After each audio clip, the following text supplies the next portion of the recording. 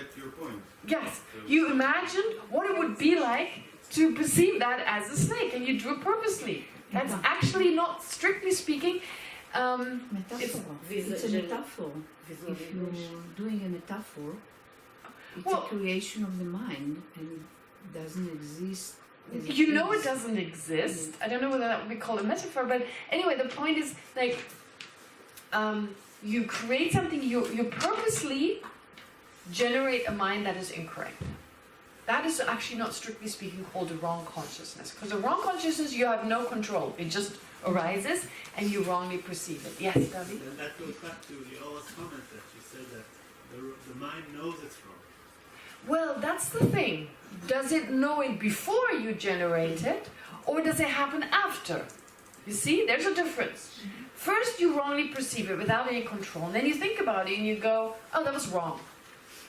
Then, only later on you've recognized it was wrong. So the first mind unintentionally had a perception of something that doesn't exist. But if beforehand you know, oh, for instance, visualizations, visualizing yourself something. So when you visualize something, you already know it's not true, but you do it nonetheless. That is not called a wrong consciousness. You don't need to worry about that, in other words. Unless it becomes obsessive and it's not based on reality, right? Imagine to be a millionaire and you can't stop doing it. Can't go to work any longer because you imagine you're this millionaire, for instance. Or you imagine killing this person who you don't like. Oh, that's different. So that's a problem. That's not a wrong consciousness as such, because you know you haven't killed them, but it can become an obsession. What is a Buddhist kind of mind? A typical kind of mind or a visualization that is not in accordance with reality but very helpful. Donglen. Donglen. It's called Donglen. It's a Tibetan word. Dong means to give. Len means to take. So as you visualize, you give all the good things to others. You just visualize all your happiness you give to others, and you take all their problems. Wow, sounds like heavy duty, right? Whoa. Just to generate the habit of giving what's good and helping others. Just gets your mind ready. It starts, well, to talk about it from a neuroscientific point of view, create new connections in your mind, so that next time, whenever you do this, it becomes easier. And you start enjoying doing it. I start to enjoy doing it. So this is how you can work with the mind. It's amazing, right? I mean, or take another example that's not as heavy duty as Tonglen. You visualize, you can do this yoga movement or some exercise that usually you can't do. So in your mind, you visualize you're doing it. You're not actually doing it. But that prepares your mind and your brain together to be able to do it at some point. Okay? Or run a race and you visualize you win the race. So this is not what you do right now, but right now you're not winning a race. But it's not considered to be a wrong consciousness because you know you haven't. But a wrong consciousness is when you don't know about it. Can it wait? Yes. Okay. So a wrong consciousness is a type of awareness where you don't know you're wrong. And that is a problem. Wrong consciousness is potentially dangerous. To give you everyday kind of examples, if a red traffic light, you perceive that to be green, it's dangerous, obviously. Even the other way around, if you think it's green, but if you think it's red, but it's actually green, and another person comes shooting and sees they may bump into you. If you believe the ground in front of you is clean, but there's glass, there's pieces of glass in there, it's potentially dangerous. So any wrong consciousness just on a daily basis, it's potentially dangerous. You can hurt yourself. If there's a hole in the ground, you think it's solid, you step into it, well, you can hurt yourself. But from a Buddhist point of view, those are minor. Those are minor because they can hurt us, but don't have to hurt us. But from a Buddhist point of view, you talk about what are called afflictions. Afflictions, it's actually a good translation of the Tibetan word nyomon. And there are two types of afflictions, but usually we don't describe them as such. Well, we do go through them later, but there are two types. There are afflictive emotions and afflictive views. Afflictive emotions and afflictive views. I think it's a good way to describe afflictions in that way, because not every affliction is an emotion, and not every affliction is a view of something. All right. Now, with regard to afflictions, those certain types of mind, they just have the connotation of disturbing us or harming us. There's certain types of awareness that are wrong consciousnesses, unintentionally wrong. We just misperceive things. Now, our main problem is afflictive views, as in like wrong views. We think that with regard to reality, for instance, we believe there is this objective world out there. That whatever is positive or negative, that is objectively good or bad. Or in and of itself, as like, it's got nothing to do with my perception of it. I feel it is really good or bad. So that sense of an objective, positive nature, negative nature, that's a wrong consciousness. So there's this basic misapprehension that we have, misperception, misapprehension we have. We believe that the things that appear to us, they really exist that way, and I just perceive them. That's the basic misperception.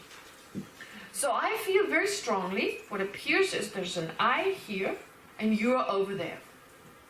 There's no sense ever that this is just something to do with my mind, that it appears that way, like an optical delusion. No, it seems to be really like that. And because it appears that way, the I is here and you are there, and because this is closer to me, I'm more important than you are. I'm just a little bit more important. Sometimes a lot more important, but when I'm okay, a little bit is okay. Right? So it changes depending on the circumstances. My happiness is more important than yours. And because we feel, all of us feel that way, we have a lot of problems. So that is the basic afflictive view. Thinking that I'm more important than you are. My happiness is more important. And you thinking the same. Right? So there's a room full of people who are all holding this basic afflictive view. We all have. We can't help it. We have it. It can be removed, but it's not easy because we're so used to it. Okay? And so that is not always present. It's not always there. But even when it's dormant, what's the Hebrew for dormant or latent? Okay. So when it's not there, right, it's still influencing us. So it's not actually there, but it's all the time. Like our actions are governed by that. Now, what happens is there's this afflictive view. And this afflictive view gives us also a sense of permanence. Right? And I will always be around. I will not die tomorrow. No, I'm too busy. I don't have time to die. I have not taken care of my affairs, and in fact I never will. So therefore, I'm not going to die, and so, right? So there's a sense I won't. Other people do, but I just don't. Okay? So there are a lot of afflictive views from that sense of I'm over here, you're over there, there's this solid thing here that I call the I, and I'm just more important. That gives rise to all these other misperceptions. Okay? And those misperceptions give rise to different emotions, which are called afflictive emotions. Afflictive emotions because they were induced by those wrong views. Wrong views, it's like this, it's like that. And then they lead to other wrong views which are more of an emotional nature. Anger, attachment, jealousy, arrogance. They're more emotional states, right? Versus it's like this, it's not like that. That's just an afflictive view. I exist inherently, I'm more important. So therefore I'm attached to myself. Now, previously it's obvious how they are wrong consciousnesses. if that which doesn't exist objectively is perceived as objectively existent, doesn't exist.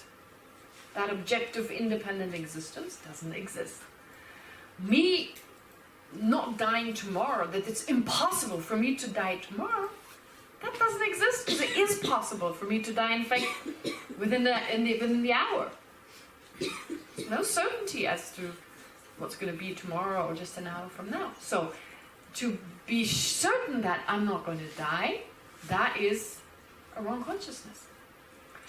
And then those give rise to the wrong kind of, and I'm just explaining them, I don't need to read through them, but basically there's this misperception, this wrong view, that gives rise to emotions such as anger. When do I get angry? If my happiness is harmed, if my happiness, or that of my people, my friends, or my family, for instance, if someone threatens that happiness, I get angry. Right? That's how we get angry. My happiness, my well-being is in any way threatened, or my family's happiness, whatever. So then there's anger. Attachment arises when someone gives me this happiness that I want. Someone gives me that happiness. I want that thing. I want more of it. I crave it. But so where is the wrong consciousness within the anger? What does it make a wrong consciousness?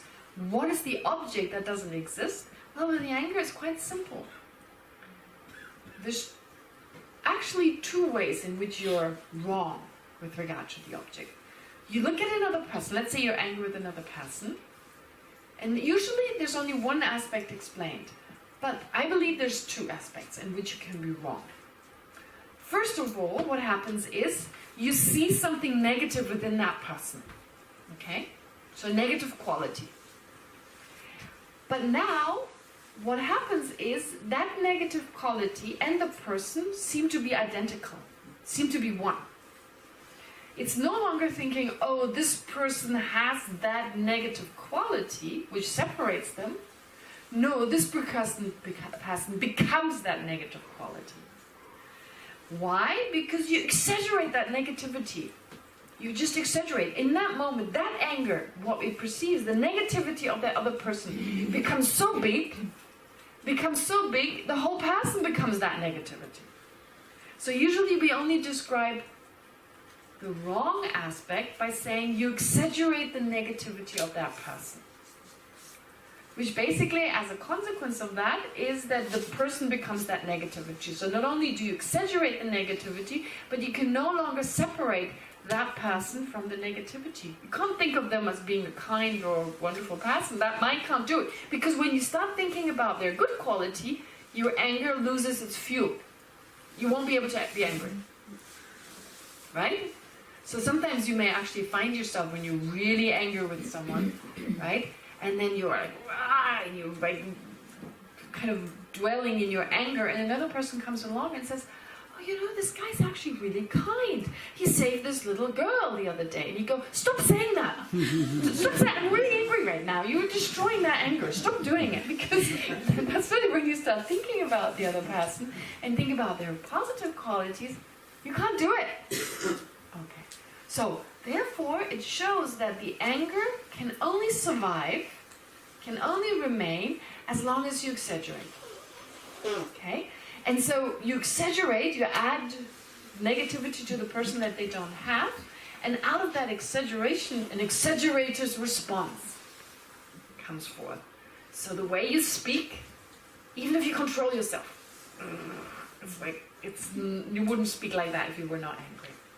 And then, of course, the way you act, it all gets extreme. Then other people pick up on it, right? I mean, they all know what it feels like to be angry. Most people do, so they pick up on it. And there's also an extreme response, and it usually doesn't solve a problem. If, on the other hand, you may talk just as strongly and forcefully or wrathfully without anger, it has a different effect.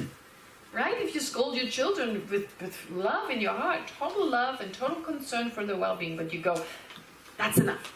Don't do this. This is not okay. It's very different.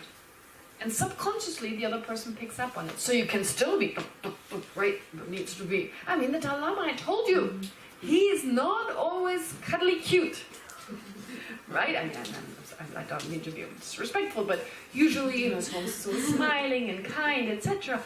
Boy, but I've seen him kick out a monk. And that was scary. Because he didn't know who he was talking about. Get up, leave. And I'm like, what? Talking to me? Who's he talking? So everyone is like, what happened?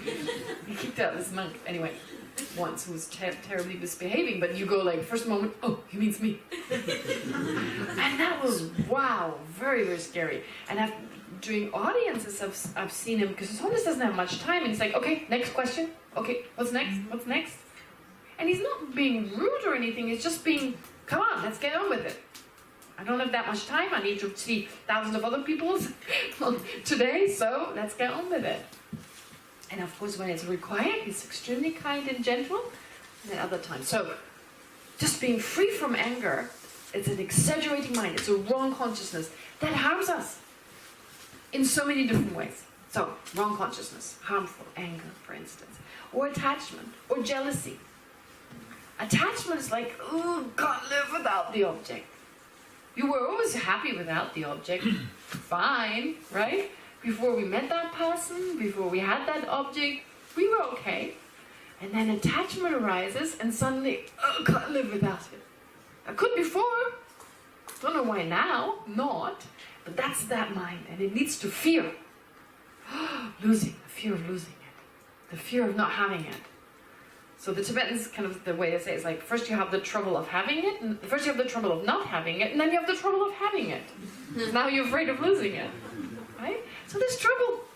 It gives you a hard time. There's always a worry, there's always a concern in the back of your mind. So the stronger the attachment, the stronger our problems. The stronger the anger, the stronger our problems. Jealousy, thank you very much, is a mixture of both. Attachment and anger. Resentment. Resentment. What's the Hebrew word for resentment?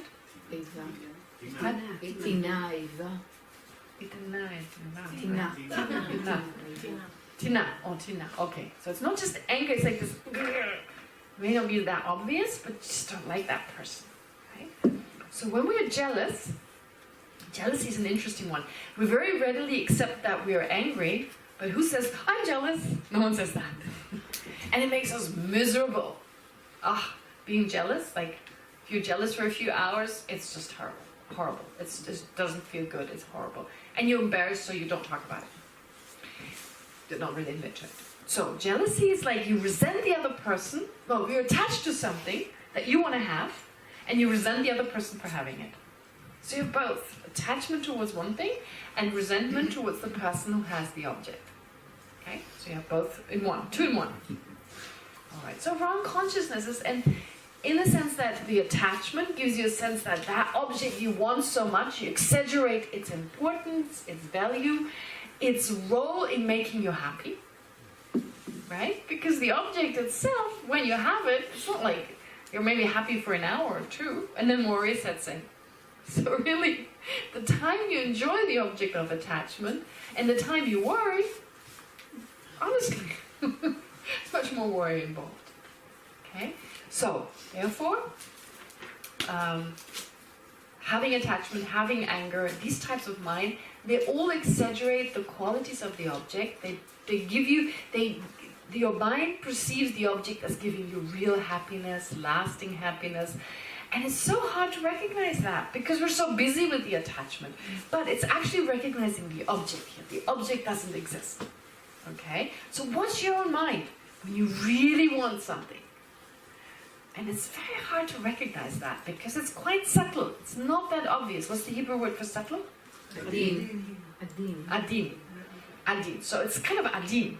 In the sense that it's not that obvious. It's not that obvious. So, therefore, it's very hard to recognize it. When you want something really badly, when you're unhappy and you want something really badly, good sign for attachment. Oh, attachment is there, thank you. All right. So then check. What does my mind, that mind promise me? Kind of promise me. Is it telling me, if I had that, I would really be happy. If I just had that, things would be all right. Right? And so here, that's all a wrong perception. The object doesn't exist. So perceiving it is one thing, okay, perceiving that, but if you perceive something that doesn't exist, the main problem really lies with the object. Does the object exist or not? Okay. Does this perfect person exist? Does this perfectly negative, horrible person really exist? Alright. So here you can come to see that if our wrong consciousnesses, such as afflictive emotions, afflictive views, if their objects don't exist, what do you need to do in Buddhism? Look at the object. How do things actually exist? So all this emphasis is on seeing how things really exist, because once we do, we take the mind that misperceives the object, right? Put it on one standpoint, I'm going to analyze that, and take another mind that perceives the object the way it does exist. So we take that other mind by generating that mind. There is no person who is perfect. There is no person who lasts forever. There is no happiness that can be found outside of our mind, that outside of ourselves, that can give us lasting happiness. Because eventually we grow bored of it. So understanding that correct understanding, that can counteract that wrong consciousness. So in other words, to give you a simple example, if you think there's a monster in your closet, what can you do? Take a sleeping pill? Okay. Maybe you won't be scared as long as you're asleep, but it won't solve the problem. Right? And if someone tells you, yeah, well, there's no monster in the closet, but there's also no elephant next door, also doesn't help. Okay, there's no elephant next door, but I'm scared of the monster in the closet. So the only thing to do is to find out whether there is a monster or not. Once you understand there is no monster, problem solved. So we need to deal with the object. Just understand the opposite, because our mind being wrong or not just has to do whether our main object exists or not. It's as simple as that. Alright. Okay, so I take a few minutes just to answer some questions. Vada, you were first. You talked about it. I was thinking of having the idea of an enemy. Yes. Is a very strong wrong consciousness. Of an enemy, yes. Yeah, so as like, this person is truly an enemy, this is truly, and having no other qualities, for instance, yes. Yes. I find myself translated to the world of psychology, and maybe a wrong consciousness is like the action of the defense mechanism that, for example, projection. We project, we see the object as negative, projection of our negative from inside, or denial of the death, what you said before. So everything is a kind of the action of the unconscious. Yes. Well, unconscious, I'm not sure if I subconscious. translate it right. Yes, I mean, yes. I border what is the differentiation, because it's different language. But what you're looking at and what I'm looking at is slightly different. Okay. I'm looking at the wrong consciousness itself, you're looking at the causes. What gives rise to that mind? And that is very important. The part that you're talking about, I kind of mentioned the root cause, one of the main causes is our wrong perception of the I, exaggerating the importance, which can lead to low self-esteem, bizarrely, right? Overemphasizing the sense of I can actually lead to low self-esteem, which seems contradictory, but it actually isn't. Now, yes, so it's very good what you're doing because you're trying to find a cause. And that is also what you do in Buddhism. What is the underlying cause? I need to remove the cause if I want to remove the result. But we haven't reached that state yet. I'm just trying to say mind, wrong consciousness, how do I define it mainly? From the point of view of its main object. But I totally agree with you. Where do these awarenesses come from? Yes, like you say, in certain cases, exactly as you described. Yeah. Yes? Yes? So sometimes I think often, if not most of the time, we know our perception is wrong. For example, if I'm jealous, the jealousy is killing me inside. And I know that other person is not, a Buddha is not utterly happy. I know it has his own problems, and I can feel compassion to him, but I'm still burning inside. So how do we release like the stickiness of the wrong perception? Like it's very sticky. It's very Okay, great. So I was just recognizing the wrong perception. You're going into the causes, and you're definitely dealing with the solution. So this is great. How do I get rid of them? You're right. I mean, it's still burning with jealousy. It's not a solution. I know, right? No, it's very difficult. The solution, that's the next step. Okay? How do we actually find a solution to jealousy? I have a very good solution, but I think it's a great solution. I've heard this from Lama Zopa Rinpoche, or I've done a meditation with Lama Zopa Rinpoche, but you will not maybe think this is a solution to jealousy. But you have to try. Here's an experiment. This is just a side note. When you're jealous of someone because they have something, you force yourself to sit down and think, may they have even more of that. I want them to be so happy. I want them to have what I'm jealous of. You really force yourself, and you generate that mind. And when you do this, you feel really good. Oh, have more of this, have more of this. So, well, that's the thing. This is like where you need to be very careful. But there are these meditations where you just rejoice. Because the anger is not always there. When it's kind of a little bit weaker, you take the opportunity. Right? It's like your opponent is lying on the ground, sleeping. Okay, before he wakes up, sit down. Okay, before the jealousy, so you just visualize, may they have this, may they be happy, may they have more of it. And at some point, and this is what Lama Zopa Rinpoche does, he takes you through like a meditation where you rejoice in everyone's success. And you get a sense of happiness doing that. When you really sincerely rejoice, may they be happy. And you feel like I'm not threatened by them having whatever they have. It actually doesn't harm me. I just believe it is. But when you rejoice and you feel like, oh, I'm still alive. I'm visualizing them having all that success. And it's okay. I'm so happy for them. So in that moment, you actually, it's kind of like you're forcing it a little bit. But it does seem to work at times. But of course, there are other methods, too, to think, this person is a part of me. I mean, they're part of me. I'm thinking my children are a part of me, but in a way, everyone is a part of me. Am I jealous of my children? I think that's difficult, right? Are people jealous of their children? Does that happen? Maybe sometimes, the youth or whatever. That's possible. But in general, when my children are doing well, I'm happy. So I'm not threatened by this person because I think it's my child. Well, it's like my Israeli countryman, or my person from the same village, or my colleague, or in the end, they're all part of us. It's my fellow human. So whether it's like, if I say my child is a part of me, but that's just a creation of the mind, right? Like a part of me. It's not like they've grown to my hip. I mean, at some point they were, but now they're, it's cut off. So now they're an independent person, a different person. So, therefore, if you think about that, everyone is part of me in the same way. Other people are part of me. I mean, there's so many different ways of dealing with it. I wasn't going to go into this because it's not what this course is all about, but might as well mention them because just recognizing you have wrong consciousness, that's frustrating. So we need the solutions. Okay, last one before we continue. Oh, yeah? How can I open my mind in Buddhism from, you said that the mind, it's thinking, it's how I talk, how I observe, how I see things. Mm-hmm. How I can change them from, if I have anxiety, I have fear, Yeah. I have all the bad things. Uh-huh.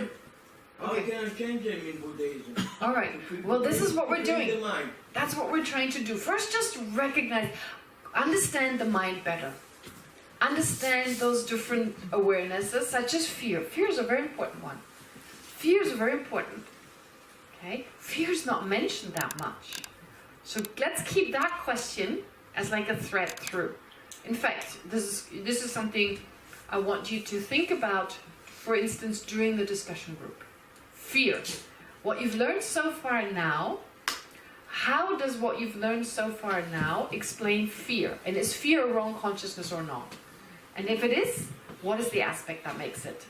That's an important one, because fear is a 21st century emotion that can be helpful, but the way we experience